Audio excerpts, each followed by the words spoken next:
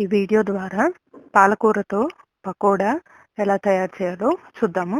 ముందుగా కావాల్సిన పదార్థాలు: శనగపిండి 2 కప్పులు, జీలకర్ర 1 టేబుల్ స్పూన్, పాలకూర 1 కప్, సాల్ట్ టేస్ట్కి సరిపడినంత, కారం 1 టేబుల్ స్పూన్, ఉల్లిపాయ ముక్కలు 1/2 కప్, ఆయిల్ డీప్ ఫ్రై సరిపడినంత. ఇప్పుడు ఈ పాలకూరతో పకోడా ఎలా తయారు చేయాలో చూద్దాము.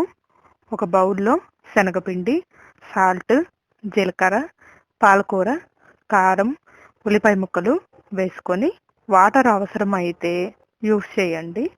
ఇప్పుడు అన్నింటినీ కలిపి ఇలా ఒక ముద్దలాగా రెడీ చేసుకోండి. ఇప్పుడు స్టవ్ వెలిగించి బాండీ పెట్టి అందులో ఆయిల్ వేయండి.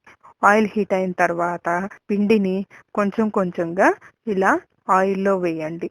ఈ పకోడీని గోల్డెన్ బ్రౌన్ కలర్ వచ్చేంత వరకు ఫ్రై చేసి సర్వ్ చేసుకోండి.